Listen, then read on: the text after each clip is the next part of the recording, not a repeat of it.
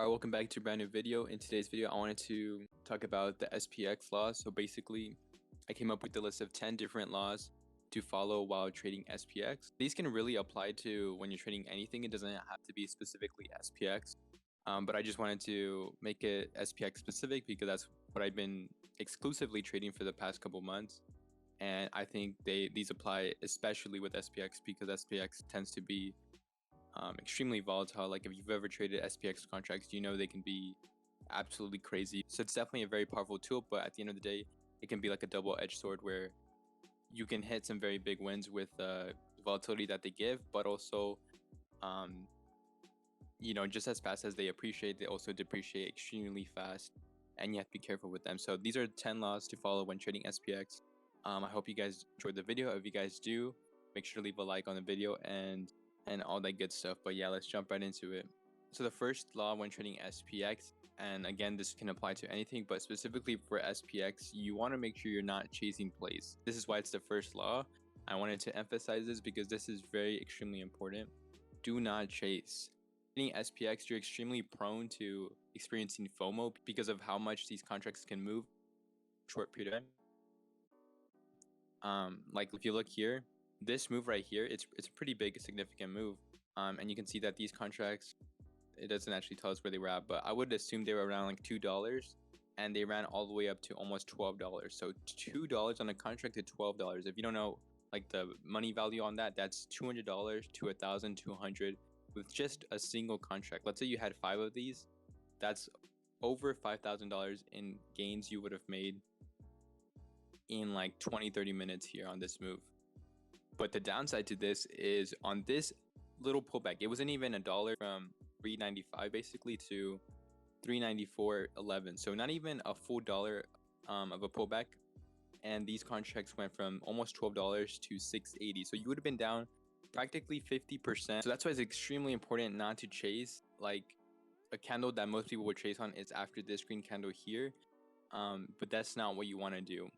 So it's really important that you do not give into the FOMO and you don't chase. And sometimes what will happen is you'll get into a trade. Let's say you got calls down here and then you sell them somewhere around here. And then you see that the contracts are still running without you. So then you chase up here. And then, like I said, things can go south very fast with SPX contracts. You want to make sure you get a good value with them. And we'll talk more about that in the next couple laws. But yeah, it's extremely important. It's why I put it at number 1. Do not chase. Do not give into that FOMO. It's going to require a lot of discipline to trade SPX. So if you don't have that, maybe stay away or start off with trading SPY contracts instead, but do not chase. And I know this is something you've heard 1,000 times. A lot of these laws that you're going to be hearing, they're things you already know, and you might feel like I repeat this every single video, like the same type of things, but that's the truth about trading. Like trading in reality is pretty simple. Everybody knows what you have to do.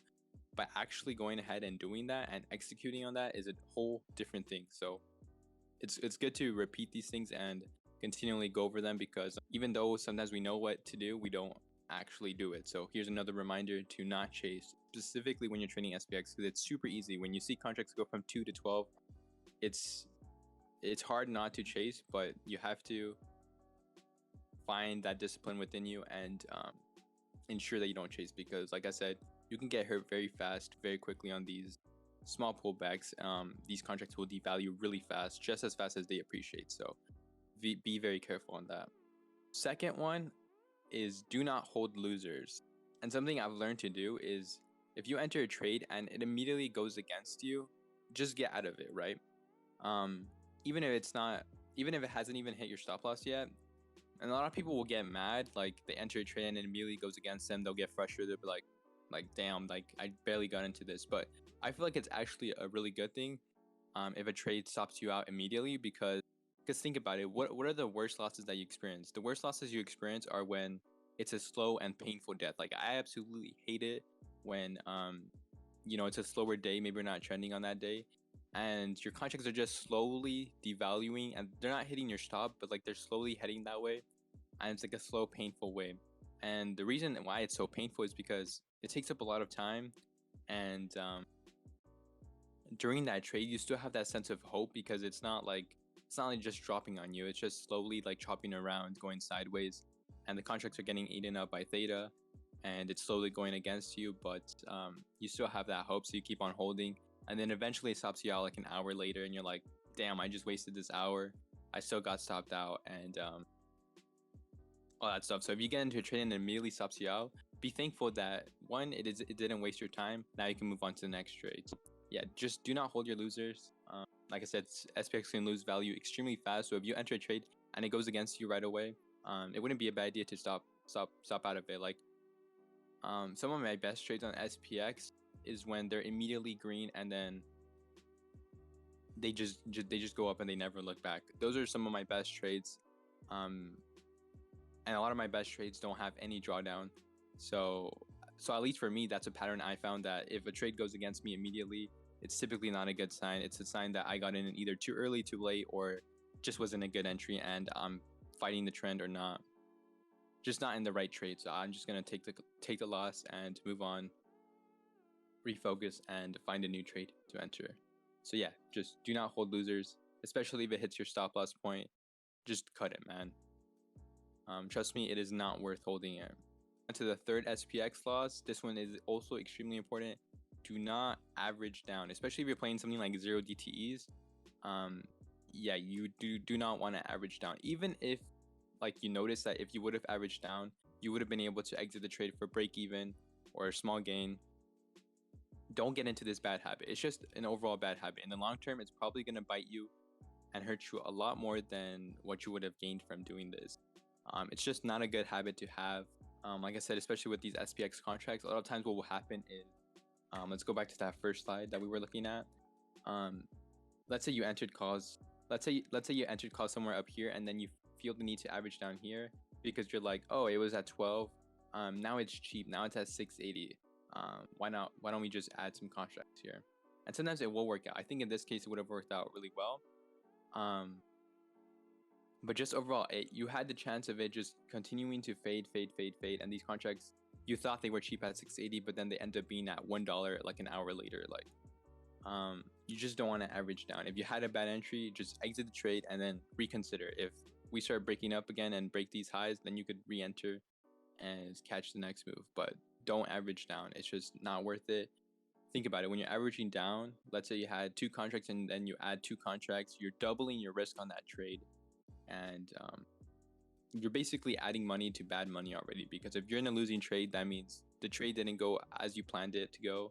So it's already a bad trade. And if you're deciding to add money to that, you're adding money to a losing trade. It's just not what you want to do, especially with SPX, and especially if there's 0 DTE. Don't average down. Fourth SPX law, and this one is one that I am personally really terrible at doing this. But if you're going to be trading SPX, one of the positives of SPX is that you can end up having massive, like absolutely massive winners with SPX. And especially when we're in elevated volatility markets and we get those trending days, you can have some really big winners. And that's what makes trading SPX super attractive, is that you can hit these 1000% winners pretty commonly, I would add. So if you can see here, somebody hit a 10,000% winner on SPX. This other person here hit 2000%. Like, hitting 100% on SPX is pretty common. So let your winners run, especially if the market is having a trend day. Hold on to those contracts, because like you saw earlier, those contracts went from 2 to 12. The move wasn't even that massive. Like, it was a decent move, but it wasn't even that crazy. And contracts went 600% pretty much. So make sure to let your winners run. That's how you're going to get the most out of SPX, because you're going to be able to hit these big wins, and just that one win could cover like 12-20 losses. So let your winners run. Fifth SPX law, trade with the trend. With SPX, you definitely don't want to be going against the trend. A lot of people, they want to try to top tick, bottom tick. You don't really want to be trying that with SPX. With SPX, like I said, the biggest wins you're going to get are out of those trend days, and those trend days are going to come with you playing with the trend, not going against it. So really take advantage of those trend days. That's where you're going to make the most of your profit with SPX.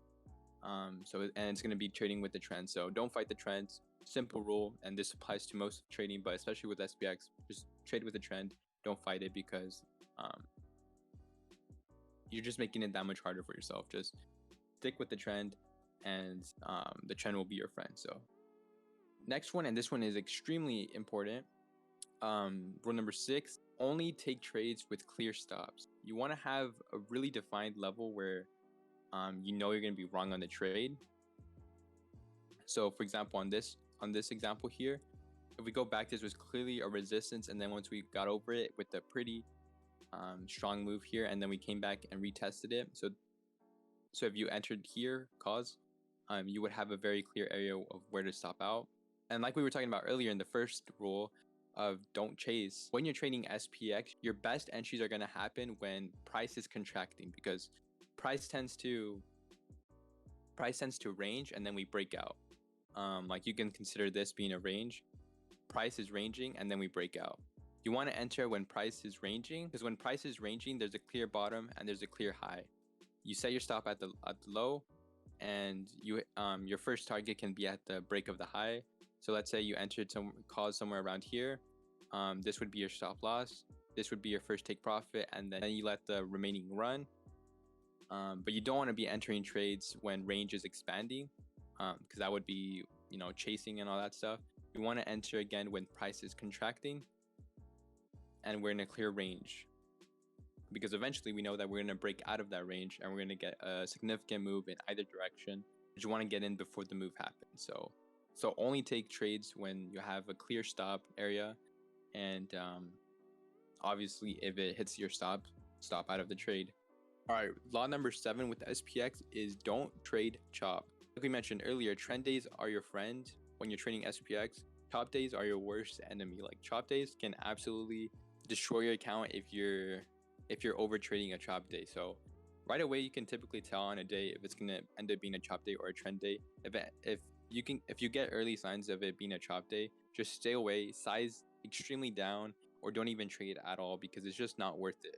If you find yourself constantly changing from calls puts, it's probably because it's a chop day and you want to stay away, because like we mentioned earlier, SPX contracts are fun to trade because they can increase in value a lot, but they also devalue extremely fast if the trade is not going in your favor pretty fast. So you only want to get aggressive with SPX when you're having those type of trend days. But if you're having a chop day, just stay away. Don't even trade.